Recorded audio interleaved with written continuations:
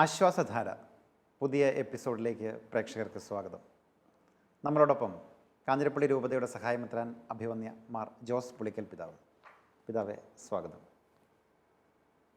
ഇന്ന് കുറച്ചുകൂടി വ്യത്യസ്തമായ ഒരു ചോദ്യം ഈ പേരൻറ്റിങ്ങുമായിട്ട് ബന്ധപ്പെട്ടാണ്. പല മാതാപിതാക്കളെയും വളരെയധികം ആകുലപ്പെടുത്തുന്ന ഒരു വിഷയം. ആ വിഷയമാണെന്ന് ചോദ്യരൂപേണ ഒരാൾ അയച്ചിട്ടുള്ളത്. ഞാൻ ആ ചോദ്യം ഒന്ന് വായിക്കാം. ഞാൻ ജൂലി, എൻ്റെ ഭർത്താവ് വിദേശത്താണ്. എനിക്ക് 3 ആൺമക്കളുണ്ട്. എൻ്റെ മൂത്ത മകൻ BCom 2ാം വർഷം പഠിക്കുന്നു. രണ്ടാമൻ +1. മൂന്നാമൻ അവൻ 5 വയസ്സാകുന്നു. മൂത്ത മകൻ്റെ ഒരു പ്രശ്നം പറയാനാണ് ഞാൻ ഈ മെസ്സേജ് അയക്കുന്നത്. മൂത്ത മകൻ പഠനത്തിൽ പണ്ട് വളരെ സമർത്ഥനായിരുന്നു. ഇപ്പോൾ പണ്ടത്തെ പോലെയുള്ള ശ്രദ്ധയും ഉത്സാഹവും ഒന്നുമില്ല. അവനെക്കുറിച്ച് എനിക്ക് വലിയ ഉത്കണ്ഠയുണ്ട്. കാരണം ഈയിടെയായി അവൻ ഒരേ നിർബന്ധമാണ്, അവനൊരു ഡ്യൂക്കിൻ്റെ ബൈക്ക് വാങ്ങിച്ചു കൊടുക്കണം. അതിനുവേണ്ടി അവൻ 2 ദിവസം വീട്ടിൽ ഭക്ഷണം പോലും കഴിക്കാതിരുന്നു. എങ്ങനെയും ബൈക്ക് വാങ്ങിച്ചു കൊടുക്കണമെന്ന വാശിയിലാണ് അവൻ. ഒരു വിട്ടുവീഴ്ചയുമില്ല. കഴിഞ്ഞ ദിവസം അവൻ്റെ വാക്കുകൾ എന്നെ അക്ഷരാർത്ഥത്തിൽ തകർത്ത് കളഞ്ഞു. ബൈക്ക് വാങ്ങിച്ചു കൊടുത്തില്ലെങ്കിൽ അവൻ ആത്മഹത്യ ചെയ്യുമെന്ന് എന്നോട് പറഞ്ഞു. ഇത്തരം നിരവധി പത്രവാർത്തകൾ ഞാൻ ദിനംപ്രതി വായിക്കാറുണ്ട്. ഞാൻ ആകെ പേടിച്ചിരിക്കുകയാണ്. എന്തുകൊണ്ടാണ് എൻ്റെ മകൻ ഇതുപോലെ വാശി പിടിക്കുന്നതെന്ന് എനിക്ക് മനസ്സിലാവുന്നില്ല. പണ്ട് +2 അവൻ പഠിച്ചുകൊണ്ടിരുന്ന സമയത്ത് ഇതുപോലെ ഒരിക്കലും വാശി പിടിച്ചിരുന്നു. അന്ന് iPhone ആയിരുന്നു എൻ്റെ ആവശ്യം. ഞാനത് വാങ്ങിച്ചു കൊടുത്തു. പിന്നീട് ഭർത്താവ് എന്നോട് പറയുന്നത് ഈ മകനെ മോശമാക്കുന്നത് ഞാനാണ് എന്നാണ്. കത്ത് തുടരുകയാണ്. എങ്ങനെയാണ് ഈ പ്രശ്നം കൈകാര്യം ചെയ്യേണ്ടതെന്ന് എനിക്കറിയില്ല. ദയവായി ഒരു ഉത്തരം നൽകണം, ആശ്വാസം നൽകണം. 3 മക്കളുള്ള ഒരു അമ്മയുടെ സങ്കടമാണ് വാസ്തവത്തിൽ ഇത്. ഇതൊരു ഒറ്റപ്പെട്ട ഒരു സംഭവമായിട്ട് കരുതണ്ട. ധാരാളം പേരെ സമാനമായ സങ്കടങ്ങൾ അലട്ടുന്നുണ്ട്. ഇത്തരമൊരു സങ്കടത്തിന് ദൈവശാസ്ത്രപരമായിട്ട് ഉത്തരം കണ്ടെത്തുന്നതോടൊപ്പം തന്നെ അതിൻ്റെ ഒരു മാനസിക വൈകാരിക മേഖലകളിൽ നമ്മൾ കടന്നു ചെന്ന് പരിശോധിക്കേണ്ടിയിരിക്കുന്നു. ആദ്യം ചില അടിസ്ഥാനങ്ങൾ ഒന്ന് പങ്കുവയ്ക്കാൻ ഞാൻ ആഗ്രഹിക്കുകയാണ്. ദൈവം തൻ്റെ ഛായയിലും സാദൃശ്യത്തിലും മനുഷ്യനെ സൃഷ്ടിച്ചു. ദൈവഛായയിലും സാദൃശ്യത്തിലും എന്ന് പറയുമ്പോൾ തന്നെ അത് ദൈവത്തിൻ്റെ സത്താപരമായ ഒരു ഭാവം കൈമാറി എന്നുള്ളൊരു ചിന്തയാണ് പ്രധാനമായിട്ടുള്ളത്.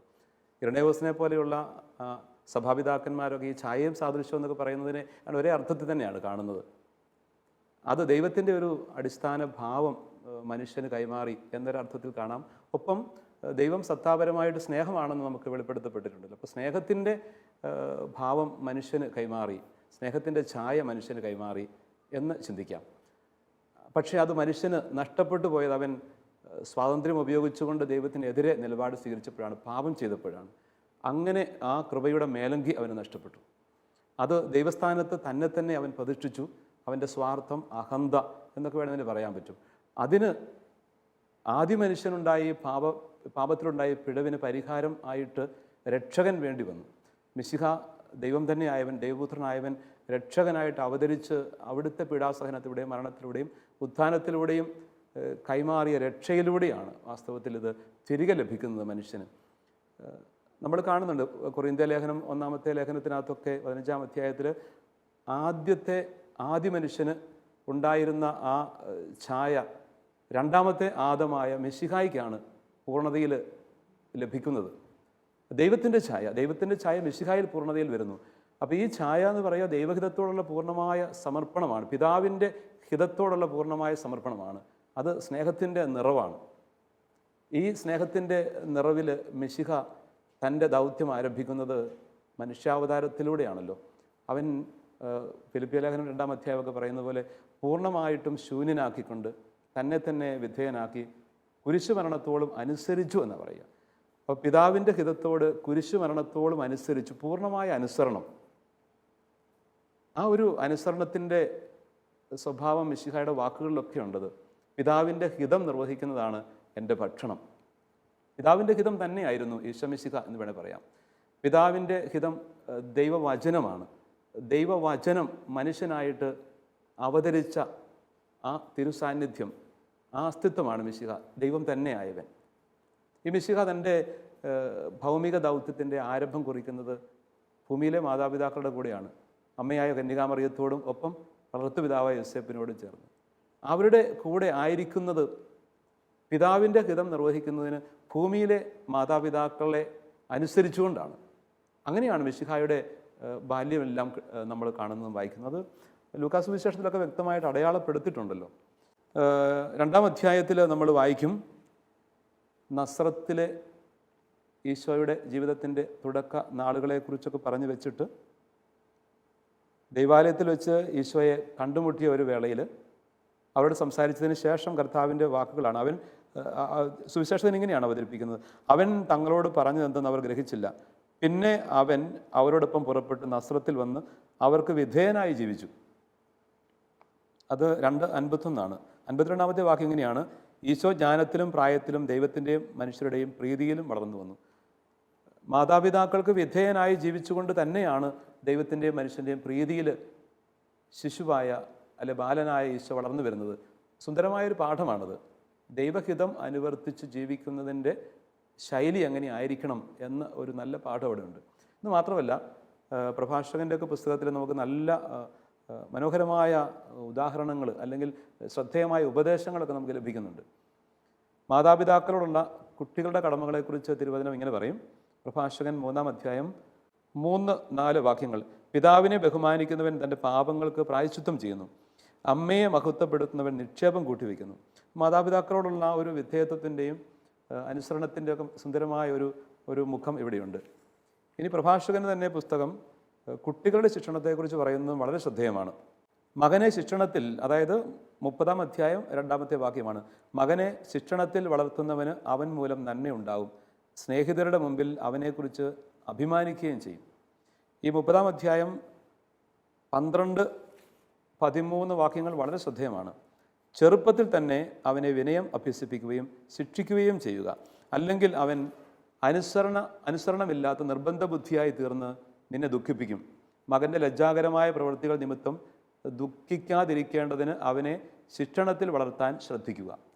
ഇത് അടിസ്ഥാനപരമായ ഒരു ചിന്തയാണ് നമുക്ക് നൽകുന്നത്. കുട്ടികൾക്ക് കൊടുക്കേണ്ട ശിക്ഷണത്തിൻ്റെ ആവശ്യകതയെക്കുറിച്ച് ഈശോയുടെ ജീവിതം തന്നെ അത് നമ്മളെ പഠിപ്പിക്കുന്നുണ്ട്. സുന്ദരമായൊരു പാഠശാലയാണ് നസ്രത്തിലെ ആ തിരുക്കുടുംബം. അങ്ങനെ ഒരു വലിയ അടിസ്ഥാനമുണ്ട് ഈ ചിന്തകൾക്കെല്ലാം. അപ്പോൾ യഥാർത്ഥ ശിക്ഷണത്തിൽ കുഞ്ഞുങ്ങളെ വളർത്തി സ്നേഹത്തിൽ അവരെ രൂപപ്പെടുത്തിയെടുക്കുക. അങ്ങനെ ദൈവത്തിൻ്റെ ഹിതം സ്നേഹമാണ്, വചനമാണ്, ദൈവവചനമാണ്. ദൈവവചനത്തിൻ്റെ വെളിച്ചത്തിൽ സ്നേഹത്തിൽ അവരെ വളർത്തിയെടുക്കുക. അതിലൂടെ ദൈവഹിതാനുസാരം അവർ വളർന്നു വരണം. ഇതാണ് ദൈവത്തിൻ്റെ പദ്ധതി എന്നുള്ളത് മിശിഹായിലൂടെ വെളിപ്പെടുത്തപ്പെട്ട സത്യമാണ്. ഇപ്പം ശിക്ഷണത്തെക്കുറിച്ച് പലപ്പോഴും പല തെറ്റിദ്ധാരണകളുണ്ട്. കുട്ടികളെ ശിക്ഷിക്കാവുന്നതാണോ, പ്രത്യേകിച്ച് ഈ കാലഘട്ടത്തിൽ റൈറ്റ് വളരെ പ്രധാനമാണ്, ചൈൽഡ് റൈറ്റ്. അപ്പം ആ തരത്തിൽ വേണമെങ്കിൽ ഇപ്പം മാതാപിതാക്കളുടെ ഭാഗത്തുനിന്നോ അല്ലെങ്കിൽ ടീച്ചേഴ്സിൻ്റെ ഭാഗത്തു നിന്നൊക്കെ ഇത്തരത്തിലുള്ള ഏതെങ്കിലും ശിക്ഷണ നടപടികളുണ്ടെങ്കിൽ കുട്ടികൾക്ക് വേണമെങ്കിൽ നേരിട്ട് കോടതിയെ സമീപിക്കാം. അപ്പോൾ ഈ റൈറ്റ് പ്രധാനപ്പെട്ട ഒരു കാലത്ത് ഈ പറയുന്ന ശിക്ഷണം എന്ന് പറയുന്ന ഞാനൊരു അടിസ്ഥാനപരമായ ഒരു ചിന്തയാണ് പങ്കുവച്ചത്. അതിൻ്റെ ഒരു ബൈബിൾ അധിഷ്ഠിതമായ ദൈവശാസ്ത്രപരമായ ഒരു പശ്ചാത്തലം ഒരുക്കി. ഇതൊരു അടിസ്ഥാനമാണെങ്കിലും നമ്മളിന്ന് ഇതെങ്ങനെയാണ് പ്രാവർത്തികമാക്കേണ്ടതെന്നുള്ളതാണ് പ്രധാനപ്പെട്ട ചോദ്യം. ഇവിടെ പറഞ്ഞ ആ വീട്ടമ്മയുടെ, ആ പ്രിയപ്പെട്ട സഹോദരിയുടെ ദുഃഖം അതുമായിട്ട് ബന്ധപ്പെട്ട് കിടക്കുന്നതാണ്. കുട്ടികളെ സ്നേഹത്തിലാണ് പരിശീലിപ്പിക്കേണ്ടത് എന്നൊരു പാഠം നമുക്ക് ലഭിക്കുന്നുണ്ട് വചനത്തിലൂടെയൊക്കെ. സ്നേഹവും ഇഷ്ടവും തമ്മിൽ വലിയ വ്യത്യാസമുണ്ട്. സ്നേഹം വളരെ ദൈവികമാണ്. ദൈവത്തിൻ്റെ ഹിതം അനുവർത്തിക്കുന്നതിന് സഹായകമായ ഒരു ജീവിത ശൈലിയാണ് സ്നേഹത്തിൻ്റെ ശൈലി. ഇഷ്ടമെന്ന് പറഞ്ഞാൽ അതിനകത്ത് ഒത്തിരി സ്വാർത്ഥമുണ്ട്. സ്നേഹം ഒരു വലിയ സമർപ്പണമാണ്. ഒരു വ്യക്തിയുടെ നന്മ ആഗ്രഹിച്ചുകൊണ്ട് ആ നന്മയ്ക്ക് വേണ്ടിയിട്ട് മറ്റൊരാൾ നടത്തുന്ന ഒരു സമർപ്പണമാണ് സ്നേഹം. അതിനകത്ത് ഒത്തിരി വിട്ടുവീഴ്ചകളുണ്ട്, ത്യാഗമുണ്ട്. എന്നാൽ ഇഷ്ടമാകട്ടെ എൻ്റെ സ്വാർത്ഥം, എൻ്റെ താല്പര്യങ്ങൾ, എൻ്റെ ഇച്ഛകളൊക്കെയാണ് പോകുന്നത്. ഇഷ്ടം, കുട്ടിയുടെ ഇഷ്ടവും മാതാപിതാക്കളുടെ ഇഷ്ടമുണ്ട്. രണ്ട് ഇഷ്ടങ്ങളും അല്ല പ്രാവർത്തികമാക്കേണ്ടത്. കുട്ടിയുടെ ഇഷ്ടമനുസരിച്ച് വളർത്തുക എന്ന് പറയുന്നത് വലിയൊരു തെറ്റിദ്ധാരണയാണത്. പലപ്പോഴും സ്നേഹമായിട്ട് അതിനെ തെറ്റിദ്ധരിക്കുന്നുണ്ട്. സ്നേഹം പ്രകാശിപ്പിക്കുന്നതിൻ്റെ ഭാഗമായിട്ട് കുട്ടിയുടെ ഇഷ്ടങ്ങളെല്ലാം സാധിച്ചു കൊടുക്കുക എന്ന തരത്തിലുള്ള ഒരു തെറ്റിദ്ധാരണ വരുന്നത് കൊണ്ട് കുട്ടി ചോദിക്കുന്ന കാര്യങ്ങളെല്ലാം ഒരു മടിയും കൂടെ, ഒരു നോയും പറയാതെ സാധിച്ചു കൊടുക്കുന്ന ഒരു രീതി ഇത് പലക്കെ വ്യാപിക്കുന്നുണ്ട്. അത് വലിയ അപകടങ്ങൾ വരുത്തി വെക്കും. അങ്ങനെ കുട്ടിയുടെ ഇഷ്ടമനുസരിച്ച് വളർത്തപ്പെടുന്നതിൻ്റെ വൈകല്യങ്ങൾ ഒത്തിരിയേറെ ഇന്ന് ബാധിച്ചിട്ടുണ്ട്. പക്ഷേ നമ്മൾ ചിന്തിച്ച് ഈ കുടുംബത്തിൽ പോലും അത്തരം പ്രതിസന്ധികൾ ഉണ്ടാകാൻ സാധ്യതയുണ്ട്. അതും ആദ്യത്തെ ഒരു 5-6 വർഷങ്ങൾക്കുള്ളിലാണ് ഈ ഫോർമേഷൻ നടക്കേണ്ടത്. ഈ ചെറുപ്പകാലങ്ങളിലുള്ള ഒരു ശിക്ഷണത്തെക്കുറിച്ച് അതിനകത്ത് സൂചനയില്ല. ഒരുപക്ഷെ അങ്ങനെ ആയിരിക്കും. അപ്പോൾ പിതാവ് സൂചിപ്പിച്ചതുപോലെ എല്ലാ ഇഷ്ടങ്ങളും സാധിച്ചു കൊടുത്തത് കൊണ്ടുണ്ടാകുന്ന ഒരു ആവാം ചിലപ്പോഴത്. അതിനെക്കുറിച്ച് നമ്മൾ ചിന്തിക്കേണ്ട ഒരു കാര്യമാണ്, ഗൗരവമായിട്ട് ചിന്തിക്കേണ്ട ഒരു കാര്യമാണ്. ഒരിക്കലും നമുക്ക് ഈ വ്യക്തികളെ മാതാപിതാക്കളെ കുറ്റപ്പെടുത്തേണ്ട കാര്യമില്ല. പക്ഷേ ചിലപ്പോൾ അറിഞ്ഞോ അറിയാതെയോ സാഹചര്യങ്ങളുടെ പേരിലൊക്കെ വന്നു പോയ ചില വൈകല്യങ്ങൾ അല്ലെങ്കിൽ കൊടുക്കേണ്ട ശിക്ഷണവും പരിശീലനവും നൽകാതെ പോയതിൻ്റെ പരിണിതഫലമായിട്ടൊക്കെ സംഭവിച്ചതാവണം. ഫ്രോയിഡിൻ്റെ ഒക്കെ ഒരു കാലം മുതൽ അങ്ങോട്ട് ഒരു 6 വയസ്സിനുള്ളിലാണ് ഒരു വ്യക്തിയുടെ വ്യക്തിത്വം രൂപം പ്രാപിക്കുന്നത് എന്ന കാര്യത്തെക്കുറിച്ച് നല്ല ധാരണയുണ്ട്. ഹെറിഡിറ്റിയും എൻവയോൺമെൻറ്റുമാണല്ലോ ഒരു വ്യക്തിത്വത്തിൻ്റെ ആധാരമായിട്ട് നിൽക്കുന്നത്. അതിനകത്ത് ആ എൻവയോൺമെൻറ്റ് ശരിക്കും കുട്ടി ജനിക്കുന്നതിന് മുമ്പ് തന്നെ അമ്മയുടെ ഉദരത്തിലായിരിക്കുമ്പോഴുള്ള ഒരു ഇൻറ്റേർണൽ എൻവയോൺമെൻറ്റ് തന്നെ കുട്ടിയുടെ ജീവിതത്തെ പരിശീലിപ്പിക്കുന്ന ഒരു തലമുണ്ട് അവിടെ. കുട്ടിയുടെ ഫോർമേഷൻ അവിടെ ആരംഭിക്കുന്നുണ്ട്. നല്ലൊരു സന്തോഷത്തിൻ്റെ, സ്നേഹത്തിൻ്റെ, പങ്കുവെക്കലിൻ്റെ, വിശ്വാസത്തിൻ്റെ ഒക്കെ വെളിച്ചത്തിൽ ഉള്ള ഒരു അന്തരീക്ഷം അവിടെ ഉണ്ടെങ്കിൽ തന്നെ അത് ഉദരത്തിലായിരിക്കുന്ന കുഞ്ഞിനെ പോലും അത് സ്വാധീനിക്കുന്നുണ്ട്. അമ്മയുടെ ഉദരത്തിൽ കിടക്കുന്ന ശിശുവിന് പോലും കാര്യങ്ങൾ മനസ്സിലാക്കാൻ സാധിക്കും. ദൈവവിശ്വാസത്തിലും ദൈവദിനത്തിലുമൊക്കെ അധിഷ്ഠിതമായ ഒരു ജീവിതശൈലി ഉണ്ടാവണം, സ്നേഹവും സന്തോഷവും ഉണ്ടാവണം. ഇനി ജനിച്ചു വീണതിന് ശേഷമുള്ള ഒരു അന്തരീക്ഷം അത് വളരെ പ്രധാനപ്പെട്ടതാണ്. അവിടെ സംഭവിക്കുന്നതൊക്കെ ആ കുഞ്ഞിനെ ബാധിക്കും. അപ്പോൾ കുട്ടിക്ക് എന്ത് വേണം എന്ത് വേണ്ട എന്നൊക്കെ ചിന്തിച്ചുകൊണ്ട് ബോധപൂർവം അതിനെ യഥാർത്ഥ സ്നേഹത്തിൽ വളർത്തിയെടുക്കുക എന്നുള്ള വലിയൊരു ദൗത്യം മാതാപിതാക്കളുടെ ധർമ്മമാണ്. അത് ശരിയായിട്ട് അഡ്രസ്സ് ചെയ്യാതെ ചോദിക്കുന്നതെല്ലാം കൊടുക്കുന്നതിന് വലിയ അപകടങ്ങളുണ്ട്. ഞാൻ ചില കാര്യങ്ങളൊന്ന് മനസ്സിലാക്കി കൊണ്ടുവരാം. മാതാപിതാക്കളുടെ ഇഷ്ടവും വളരെ പ്രധാനപ്പെട്ടതല്ലേ? അവരുടെ ഇഷ്ടത്തിനനുസരിച്ച് മാത്രം കുട്ടികൾ ചിന്തിക്കണം, അല്ലെങ്കിൽ അത് വേറൊരു ഏറിയാണ്. നമുക്കതിലേക്ക് തിരിച്ചു വരാം. കുട്ടികളുടെ ഇഷ്ടം എന്നൊരു വിഷയം ആദ്യം എടുത്തിട്ട് മറ്റതിലേക്ക് വന്നാൽ കുറെ കൂടെ ക്ലാരിറ്റി കിട്ടുമെന്ന് ഞാൻ വിചാരിക്കുകയാണ്. അപ്പോൾ കുട്ടിയുടെ ഇഷ്ടത്തിനനുസരിച്ച് വളർത്തപ്പെട്ടതിൻ്റെ ഒരു ദുരന്തം ആത്മഹത്യകളിൽ എത്തുന്നുണ്ട്. മാർക്ക് കുറഞ്ഞതിൻ്റെ പേരിൽ ആത്മഹത്യ ചെയ്ത് എത്രയോ കേസുകളായെന്നുള്ളത്. അപ്പോൾ എന്തായിരിക്കും ഒരു പക്ഷേ മാർക്ക് കുറഞ്ഞതിൻ്റെ പേരിൽ ഒരു വ്യക്തി ആത്മഹത്യ ചെയ്യാനുള്ള കാരണം? ഞാൻ അതിനെ ഒന്ന് അനലൈസ് ചെയ്തപ്പോൾ ആ വ്യക്തിയുടെ മനോവിചാര വികാരങ്ങളിലൂടെ ഒന്ന് യാത്ര ചെയ്താൽ ഏതാണ്ട് ഇങ്ങനെ നിരീക്ഷിക്കാൻ പറ്റുമെന്ന് ഞാൻ കരുതുകയാണ്. ഒരു കുട്ടി മാർക്ക് കുറഞ്ഞതിൻ്റെ പേരിൽ ആത്മഹത്യ ചെയ്യുന്നു. അപ്പോൾ ആ കുട്ടിയുടെ വികാരങ്ങളും വിചാരങ്ങളും എന്തായിരിക്കാം എന്ന് ചിന്തിക്കുമ്പം എനിക്ക് തോന്നിയ ഒന്ന്, ആ കുട്ടി യൂണിവേഴ്സിറ്റിയോട് പറയുകയാണ്, അല്ല പരാജയപ്പെട്ടതിൻ്റെ പേരിൽ ആത്മഹത്യ ചെയ്യുന്നു. കുട്ടിയുടെ മനസ്സിൽ ഇങ്ങനെ ഒരു ചിന്ത കടന്നു പോവുകയാണ്, ഞാൻ എൻ്റെ മാതാപിതാക്കളോട് എന്തെല്ലാം ചോദിച്ചിട്ടുണ്ടോ അതെല്ലാം അവരെനിക്ക് തന്നിട്ടുണ്ട്. അവരോട് എനിക്കിഷ്ടപ്പെട്ട വസ്ത്രം ചോദിച്ചു, അയൽവക്കത്തുള്ള കുട്ടിയുടെ പോലെ തന്നെയുള്ള ചെരുപ്പുകൾ ആവശ്യപ്പെട്ടു, അതെല്ലാം എനിക്ക് കിട്ടി. എനിക്കിഷ്ടപ്പെട്ട ആഹാരങ്ങൾ എപ്പോഴും അവർ തന്നു. മൊബൈൽ ഫോൺ ഞാൻ ആവശ്യപ്പെട്ടപ്പോൾ അതെനിക്ക് വാങ്ങിച്ചു തന്നു. മറ്റെന്തെല്ലാം കാര്യങ്ങൾ എനിക്ക് വേണമെന്ന് പറഞ്ഞോ അത് മുഴുവൻ അപ്പോൾ തന്നെ എനിക്ക് തന്നു. യൂണിവേഴ്സിറ്റി എന്തുകൊണ്ട് എനിക്ക് മാർക്ക് തരാത്തത്? യൂണിവേഴ്സിറ്റിയോട് കുട്ടിയുടെ ഉള്ളിലുള്ള ഒരു വലിയ ചോദ്യമാണത്. അപ്പോൾ യൂണിവേഴ്സിറ്റി പറയുന്നുണ്ട്, എന്താ പറയുന്നത്, നിനക്ക് അതിന് അർഹതയില്ലാത്തതുകൊണ്ട് തന്നില്ല. ഇവിടെ അതിനൊരു നീതിയും ന്യായവും ഒക്കെ ഉണ്ട്, ഒരു വ്യവസ്ഥിതിയുണ്ട്. അപ്പോൾ കുട്ടി പറയുന്നത് പറ്റില്ല, എനിക്കിതുവരെ നോ എന്ന് പറഞ്ഞ ഒരു മറുപടി കിട്ടിയിട്ടില്ല ആരിൽ നിന്നും. എൻ്റെ മാതാപിതാക്കൾ എനിക്ക് എല്ലാം ഏസ് മൂളിയിട്ടുള്ളവരാണ്, അതുകൊണ്ട് എനിക്ക് തന്നേ മതിയാവും. യൂണിവേഴ്സിറ്റി പറയും നോ. ആദ്യമായിട്ട് ജീവിതത്തിൽ ഒരു നോ ഏറ്റുവാങ്ങാൻ ത്രാണിയില്ലാത്ത മനസ്സുള്ള ബലഹീന മനസ്സായി മാറിയ ആ കുട്ടി തിരിഞ്ഞ് ജീവിതത്തോട് നോ പറയുന്നു. അതൊരു ആത്മഹത്യയിൽ അവസാനിക്കും. അപ്പോൾ ജീവിതത്തിൽ കിട്ടേണ്ട പരിശീലനത്തിൻ്റെ ഒരു വലിയ അഭാവമാണ് യഥാർത്ഥത്തിൽ ഇഷ്ടങ്ങൾ സാധിച്ചു കൊടുക്കുന്നതിൻ്റെ വലിയ വിപത്ത്. കുട്ടികളെ ജയിക്കാൻ മാത്രമല്ല തോൽക്കാനും പഠിപ്പിക്കണം. പലപ്പോഴും ഈ ഔട്ട്ഡോർ ഗെയിംസ്, ഇപ്പം കുട്ടികളൊക്കെ കൂടുതൽ വീഡിയോ ഗെയിംസാണ് കാണുന്നത്. ആ വീഡിയോ ഗെയിംസ് ഒറ്റയ്ക്കാണ്. അതേസമയം ഔട്ട്ഡോർ ഗെയിംസിന് പോയി കഴിയുമ്പോഴത്തേനും ഒരുപാട് ആളുകളുണ്ട്. ഒരു ബോൾ പാസ് ചെയ്ത് കഴിയുമ്പോൾ മറ്റൊരു വ്യക്തിയുമായിട്ടുള്ള ബന്ധമാണ്, അവനുള്ള വിശ്വാസമാണ് അവിടെ രൂപപ്പെട്ടു വരുന്നത്. അങ്ങനെ കളിക്കുമ്പോൾ തോൽവി ഉണ്ടാവും. ഇപ്പോൾ കുട്ടികൾക്ക് തോൽക്കാനായിട്ട് മനസ്സില്ല. വീഡിയോ ഗെയിമുകളും അങ്ങനെയാണ്. നമ്മൾ ഓരോ സ്റ്റേജായിട്ട് അച്ചീവ് ചെയ്ത് മുമ്പോട്ട് പോവുകയാണ്. ഏത് വിധേനയും ജയിക്കാനാണ് അത് പറയുന്നത്. തോൽക്കാനും കൂടി നമ്മുടെ കുട്ടികളെ പരിശീലിപ്പിക്കേണ്ടതല്ലേ? സാറ് പറഞ്ഞത് വളരെ ശരിയാണ്, തോൽക്കാൻ പരിശീലിപ്പിക്കണം. ഇതൊരു വിജയത്തിൻ്റെ സീരീസാണ്. എല്ലായിടത്തും വിജയം, ഏത് വിധേനയും വിജയം വരിക്കുക, അത്തരത്തിലുള്ള ഒരു പ്രചോദനമാണ് പലയിടത്തു നിന്നും മാതാപിതാക്കളിൽ നിന്നും കിട്ടുന്നത്. അതിൻ്റെ മാനദണ്ഡങ്ങളോ അതിൻ്റെ സാഹചര്യങ്ങളോ മൂല്യമോ ഒന്നും നോക്കാതെ തന്നെ എങ്ങനെയും വിജയിക്കുക. ഈ ഇൻഡോർ ഗെയിംസൊക്കെ തന്നെ പലതും ഇങ്ങനെ, വീഡിയോ ഗെയിംസ് എല്ലാം തന്നെ ഒരാളെ തട്ടിയിട്ടും കൊന്നും നശിപ്പിച്ചും വിജയിക്കുക, അല്ലെങ്കിൽ ഒരാളെ തകർക്കുക. അങ്ങനെയുള്ള വിജയങ്ങളെല്ലാം ഈ കുട്ടിയുടെ, അതും ഒരു 6 വയസ്സിൽ താഴെയുള്ള ഒരു കുട്ടിയാണെങ്കിൽ നിർബന്ധമായിട്ടും അത് ആ കുട്ടിയുടെ മനസ്സിനെ വല്ലാതെ സ്വാധീനിക്കും. അപ്പോൾ എങ്ങനെയും വിജയിക്കുക. അതുകൊണ്ടാണല്ലോ മറ്റു പല രാജ്യങ്ങളിലും ഇവിടെ അത് ആരംഭിച്ചിട്ടില്ല, ഒരുപക്ഷെ വീണ്ടും ഇവിടെയും ആരംഭിക്കാം. മാതാപിതാക്കളെ വെടിവെച്ച് കൊല്ലുന്നു, വീഡിയോ ഗെയിംസൊക്കെ കളിച്ചിട്ട് അവർ പരീക്ഷിച്ച് നോക്കുന്നതാണ്. അപ്പോൾ ഇതെല്ലാം മനസ്സിൽ ഇങ്ങനെ കൂടി നിൽക്കുന്നൊരവസ്ഥ. അപ്പം വാസ്തവത്തിൽ മനുഷ്യൻ്റെ ജീവിതത്തിലെ വിജയമല്ല അടിസ്ഥാനം, അവൻ്റെ ജീവിതത്തിൽ വിശ്വസ്തതയാണ് മാനദണ്ഡം. വിശ്വസ്തതയും അതിജീവനുമാണ് ലക്ഷ്യം വെക്കേണ്ടത്. വിശ്വസ്തതയിൽ അധിഷ്ഠിതമായ ഒരു ജീവിത ശൈലി, അതിലൂടെ പ്രതിസന്ധികളെ അതിജീവിച്ചുകൊണ്ട് യഥാർത്ഥ വിജയം നേടുക.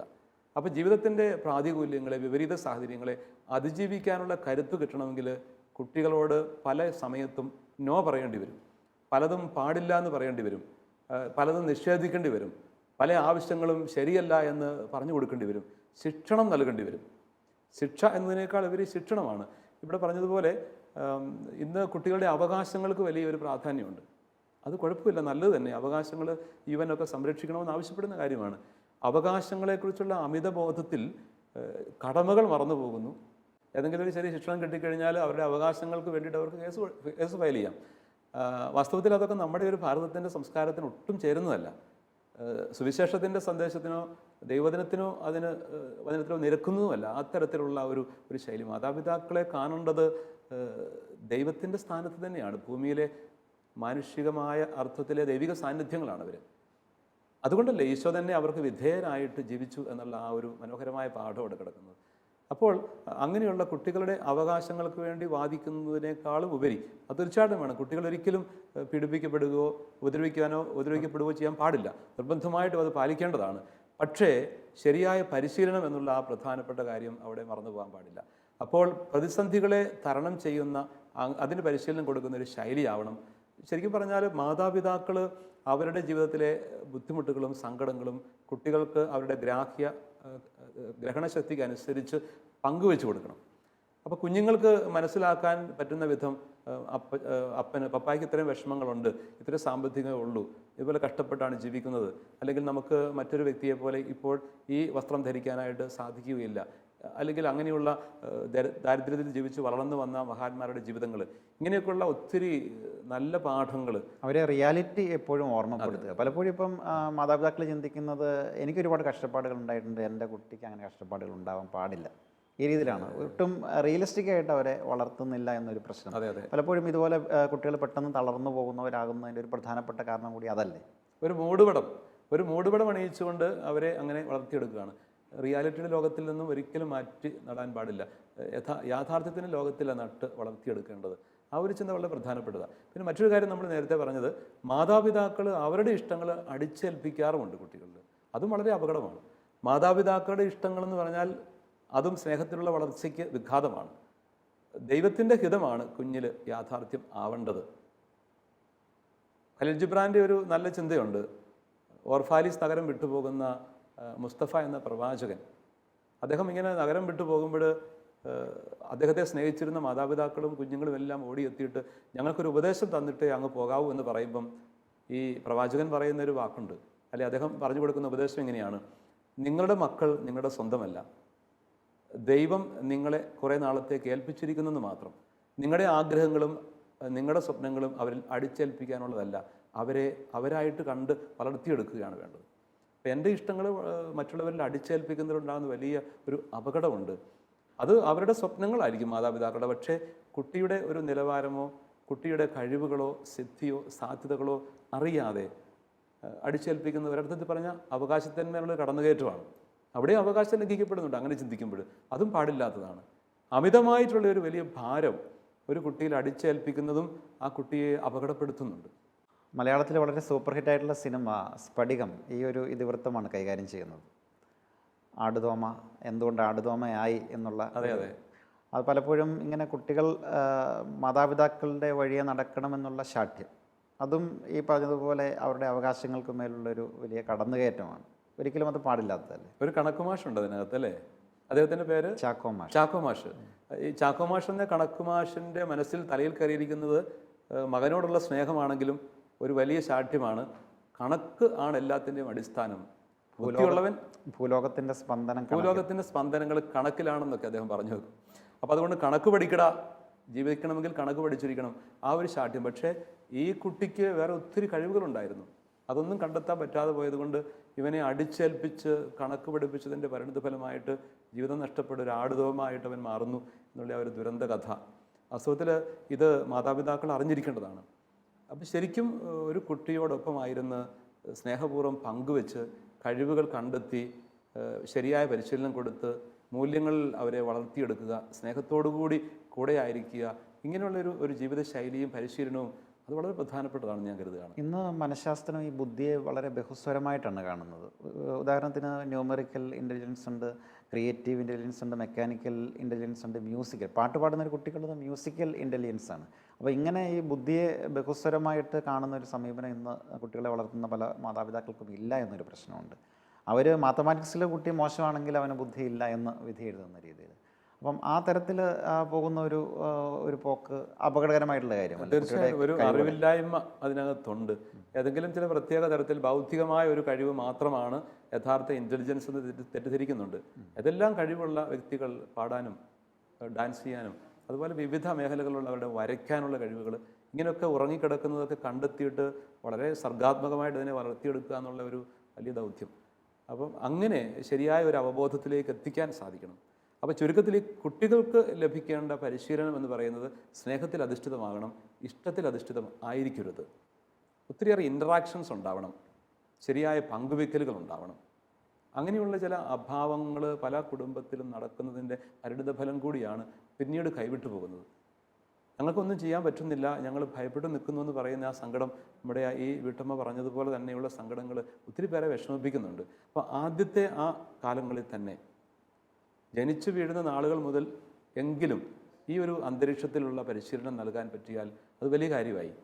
ഇവിടെ ഈ ചോദ്യത്തിലേക്ക് മടങ്ങി വന്നാൽ ഈ ഒരു വീട്ടിലൊരു പ്രോപ്പർ കമ്മ്യൂണിക്കേഷൻ, അത് മാതാപിതാക്കൾ തമ്മിൽ അതുപോലെ കുട്ടികളുമായിട്ടൊക്കെ ഒരു പ്രോപ്പർ കമ്മ്യൂണിക്കേഷൻ ഉണ്ടാവുന്നതിലൂടെ പലപ്പോഴും ഇത്തരത്തിലുള്ള പ്രശ്നങ്ങൾ പലതും പരിഹരിക്കാനായിട്ട് സാധിക്കും എന്നാണ് തോന്നുന്നത്. പിതാവിൻ്റെ അഭിപ്രായം എന്താണ്? ഇപ്പം നമ്മുടെ ഒരു കുടുംബങ്ങളിൽ ഈ ഒരു കമ്മ്യൂണിക്കേഷൻ്റെ അഭാവം വലിയ തോതിലുണ്ടെന്ന് തോന്നുന്നു.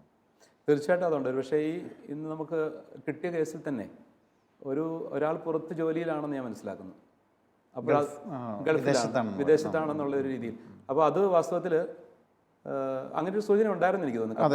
അതെ, വിദേശത്താണെന്നാണ് പറഞ്ഞത്. അപ്പോൾ തന്നെ ആ കമ്മ്യൂണിക്കേഷൻ ഒരു ഗ്യാപ്പ് അവിടെ ഉണ്ടായിട്ടുണ്ട് എന്ന് വെച്ചുകൊണ്ട് വിദേശത്ത് ജോലിയിലായിരിക്കുന്നവർക്കെല്ലാം പ്രതിസന്ധി ഉണ്ടെന്ന് പറഞ്ഞു വെക്കുകയല്ല. എങ്കിലും കൂടെ ആയിരിക്കുന്നത് പോലത്തെ ഒരു ബന്ധം കുഞ്ഞുങ്ങൾക്ക് ബോധ്യപ്പെടണം.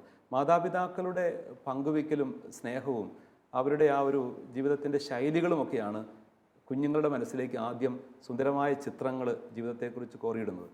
അപ്പോൾ അത്തരം ചിത്രങ്ങളുടെ അഭാവമാണ് അവരെ മാറി ചിന്തിക്കാനായിട്ട് പ്രേരിപ്പിക്കുന്നത്. അപ്പോൾ ഈ പങ്കുവയ്ക്കൽ വളരെ പ്രധാനപ്പെട്ടതാണ്. അവരുടെ ജീവിതത്തിൻ്റെ ആത്മാർത്ഥതയും അവർ ജീവിക്കുന്ന ആ ഒരു വിശ്വാസത്തിൻ്റെ ശൈലികളും ഇതെല്ലാം കുട്ടിയെ വല്ലാതെ സ്വാധീനിക്കുന്നുണ്ട്.